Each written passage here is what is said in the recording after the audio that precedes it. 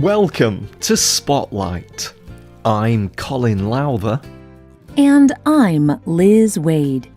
Spotlight uses a special English method of broadcasting.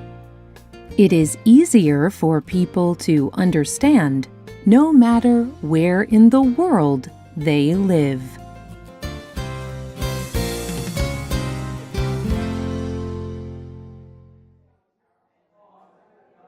Imagine you are in school. Picture the students sitting in their seats. And think of the teacher standing at the front of the room. How are you feeling in this moment? Are you excited to learn? Interested? Are you participating in discussion? Or are you bored?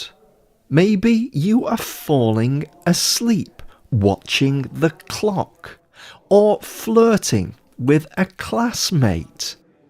Your thoughts say a lot about you as a student, but they also say a lot about your teacher. Being a teacher is very important. Teachers can be parents, professors, or even friends. But teaching is also very difficult. Each person learns differently. Some people learn better by seeing. Others learn better by reading. Some learn better by hearing. And still others learn best by doing. Some methods of teaching work best for certain subjects. Teachers must know how to best teach each different student. Have you ever tried to teach someone? Today's spotlight is on how to be a good teacher. One of the most important parts of being a good teacher is understanding how people remember things. People naturally remember things that are interesting to them. Interesting facts are easy to memorize, but information that can be used directly in someone's life is even better. Imagine a history class. It is very difficult to learn the names of famous people who lived long ago. Event dates are difficult to remember.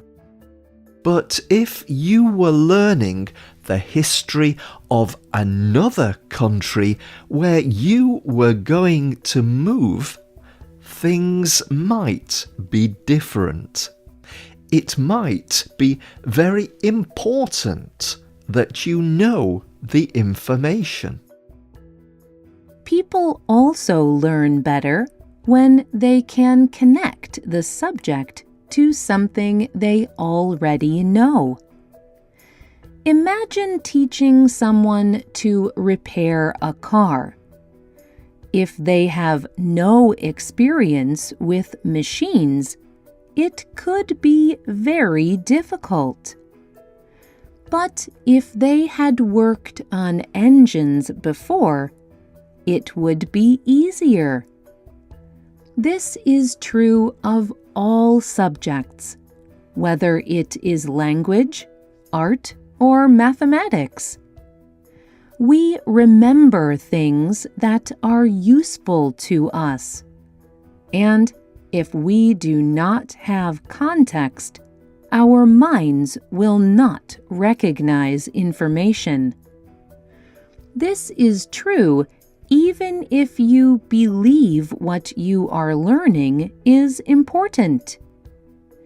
It might be very important to repair your car engine. But if you do not know the parts of an engine and what they do, you will not be able to learn. A good teacher will help connect new information to something you already understand, or they will give you a wider base of knowledge to understand. Another important part of teaching is learning to understand and care about your students. This means learning who they are. Not all students are the same, and some are going through things you do not know about. Suzanne Tingley is a teacher. She wrote on the blog, Hey Teach. A friend of mine teaches at a high school where 44 languages are spoken. She told me she heard a student say, "I am really tired. Last night I slept next to someone who snored." Kids may be dealing with issues we know nothing about. Do not assume video games are to blame when work is not complete. A good teacher also knows their subject very well, and they know how students think about it. Teachers must be able to correct students when they are wrong. A good teacher provides constructive criticism often. Constructive criticism corrects students' mistakes. It gives them ideas for how to improve. Many people do not like to criticize. Criticizing may seem rude. Criticism can lead to shame and bad feelings when it is not planned out. But teachers must learn how to criticize in a way that is helpful. Brooke Chaplin is a writer at The Advocate. She explains how to criticize correctly. Constructive criticism is something that should always be shared in private. Begin by telling the student the good things you see about him or her. This will get you started in a good way. Then tell them what you think is delaying their progress. Then tell them how they can make a positive change. After, remind them that you believe in them as an individual. If you share your concerns in the right way, it is possible that the student will do what you suggested. Finally, it is important to let your students be creative. They should not be afraid to ask their own questions. Much teaching in the past treated children as listeners only. Teachers gave students knowledge, and students accepted it. If a student could not learn, teachers decided the student was not intelligent enough. But today, we know that learning works differently. Students learn best when they believe they have the power to ask and explore. Sometimes it is even good when they get things wrong. Imagine a mathematics class. The teacher shows you a problem, and then she shows you how to solve the problem. You memorize the formula and will use it later on tests. Then you will forget it. But what if instead your teacher asks you how you would solve the problem? You might not know the correct formula, but you can guess and work it out yourself. You think about the problem for several minutes. When you finish, your answer might be incorrect, and your teacher will finally tell you the answer. But while you are working on the problem, your attitude changes. The question becomes a puzzle. Now you want to know the answer to this puzzle.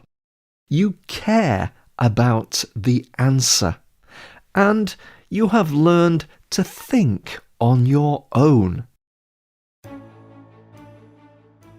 Today, most good teachers know to change their lessons to fit their students.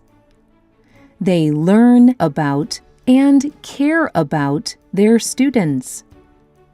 They know that learning is not about remembering everything you hear. But more than anything, they know they are not just teaching their subjects. They teach their students how to learn, and they teach them how to think for themselves. People who know how to think and learn will continue to grow. They can change more quickly when required to, and they will live fuller lives. Who was your favourite teacher? Why do you think they were so good? Are you a good teacher? You can leave a comment on our website at www.spotlightenglish.com. You can also find us on YouTube, Facebook, Instagram, and Twitter.